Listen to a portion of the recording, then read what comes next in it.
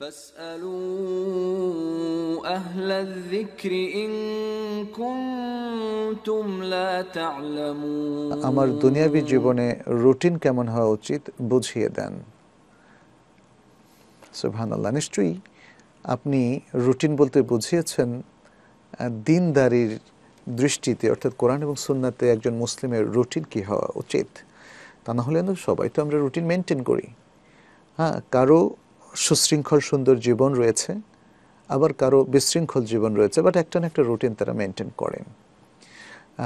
অনেকে খুবই সুন্দর ডিসিপ্লিন মেনটেন করেন, বাট তার সেই ডিসিপ্লিনের মধ্যে হয়তো দিনদারির অংশটা নেই অথবা খুব কম। আবার অনেকে খুবই হ্যাপিজার্ড লাইফ মেনটেন করেন, যেটা তাকে না দুনিয়ার শান্তি অথবা সাফল্য এনে দেয়, না আখিরাতের শান্তি। আমাদের একটা কম্প্রিহেন্সিভ ডিসিপ্লিন মেনটেন করতে হবে, যেটা কোরআন এবং সুন্নাহ আমাদেরকে শিখিয়েছে। এর মধ্যে ইমানের পরে, ইমানও আমাদের একটা ডিসিপ্লিনের পার্ট, আমাদের জ্ঞানের একটা অংশ। ইমানের সাথে জ্ঞানের সম্পর্ক রয়েছে, কারণ ইমান শুধু আবেগ না, ইমান অন্ধবিশ্বাস না, ইমান হবে এলেম বেসড, নলেজ বেসড। অতএব এই ইমানের পরে আমরা দেখতে পাচ্ছি পুরোটাই আমাদের রুটিন। সুবহানাল্লাহ, আমাদের সেই রুটিনটার মধ্যে আছে daily routine, weekly routine, monthly routine, yearly routine. সুবহানাল্লাহ, এটা ইসলামের জীবন ব্যবস্থা যে খুবই সায়েন্টিফিক তার প্রমাণ। ডেইলি রুটিনের মধ্যে আমরা দেখি ঘুম থেকে উঠেই পরিষ্কার পরিচ্ছন্ন হওয়ার মধ্য দিয়ে, তাহারাত অর্জন করার মধ্য দিয়ে আমরা সালাত আদায় করি, এবং ডেইলি 5 ওয়াক্ত সালাত আমাদেরকে আদায় করতে হয়। এটা আমাদের রুটিনের অবিসম্ভাবী অংশ। এবং এর পাশাপাশি রয়েছে আরও অনেকগুলো রুটিন, খুবই সুন্দর রুটিন। আল্লাহর উপর তাওয়াক্কুল, আল্লাহর হকগুলো আদায়, বান্দার হকগুলো আদায়, এগুলো রুটিনের অংশ কিন্তু।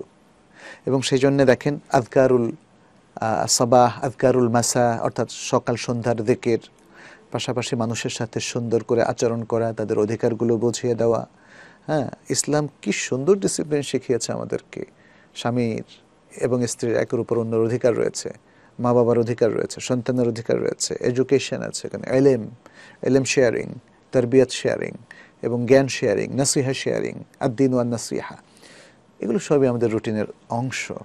তারপর রাসূল সাল্লাল্লাহু আলাইহি সাল্লাম দেখা যাচ্ছে যে রাতে তিনি খুব দ্রুত ঘুমিয়ে যেতেন, কারণ মাগরিবের পরই প্রায় 1.5 ঘন্টা পরে বা 1 ঘন্টা 10 মিনিট পরে এশার ওয়াক্ত হয়, কিন্তু এশাটা নবী সাল্লাল্লাহু আলাইহি সাল্লাম ঘুমানোর একটু আগে পড়তেন, তারপরে ঘুমিয়ে যেতেন, এবং আবার মধ্যরাত্রির দিকে তিনি উঠে যেতেন, দীর্ঘ সময় দাঁড়াতেন। তা আমাদের রুটিনটা তো তেমনই হওয়া উচিত। আর আপনি যদি দুনিয়াদারির কথা বলেন, নবী সাল্লাল্লাহু আলাইহি সাল্লাম দুনিয়াদারির কোনো কাজ বাদ রাখেননি। তিনি বিবাহ করেছেন, স্ত্রীদের হক আদায় করেছেন, সন্তানের হক আদায় করেছেন, প্রতিবেশীর হক আদায় করেছেন, তিনি সমাজের সবার হক আদায় করেছেন। তিনি কিন্তু মদিনার রাষ্ট্রপতিও ছিলেন, সুবহানাল্লাহ, বিচারকও ছিলেন। তিনি পৃথিবীর সবচেয়ে সুন্দর ন্যায় বিচার প্রতিষ্ঠা করেছেন। তিনি অত্যন্ত চমৎকার শান্তিপূর্ণ একটা রাষ্ট্র ব্যবস্থার গোড়াপত্তন করেছেন, মদিনা সনদ করেছেন, এবং তার এই রাষ্ট্রে সমস্ত নাগরিকদের তিনি অধিকার সুনিশ্চিত করেছিলেন, এবং তিনি জ্ঞানকেন্দ্র স্থাপন করেছিলেন। সব দিক থেকে যদি আমরা দেখি, সুবহানাল্লাহ, তিনি দুনিয়াদারির কোনোটাই বাদ দেননি। যেটা আমরা বলেছি, মসজিদে নববী ছিল তার সব কিছুর প্রাণকেন্দ্র। তাহলে রাসূল সাল্লাল্লাহু আলাইহি সাল্লামের ডেইলি রুটিনের মধ্যে ইবাদতের রুটিন যেমন আছে, মুআমালাতের রুটিন যেমন তেমনই আছে। আল্লাহর হকের রুটিন যেমন আছে, বান্দার হকের রুটিনও তেমন ছিল। অতএব এরকম একটা ব্যালেন্সড লাইফ আমাদেরকে মেনটেন করতে হবে। আমরা অনেকে ব্যালেন্সড ডায়েটটা নিতে চাই শরীর ভালো রাখার জন্য, কিন্তু জীবনটাকে সফল এবং সমৃদ্ধ সুন্দর করার জন্য ব্যালেন্সড আমল, ব্যালেন্সড অ্যাকশন প্ল্যান, ব্যালেন্সড ইবাদা, এগুলো কিন্তু আমরা অনেকেই ঠিকমতো করছি না।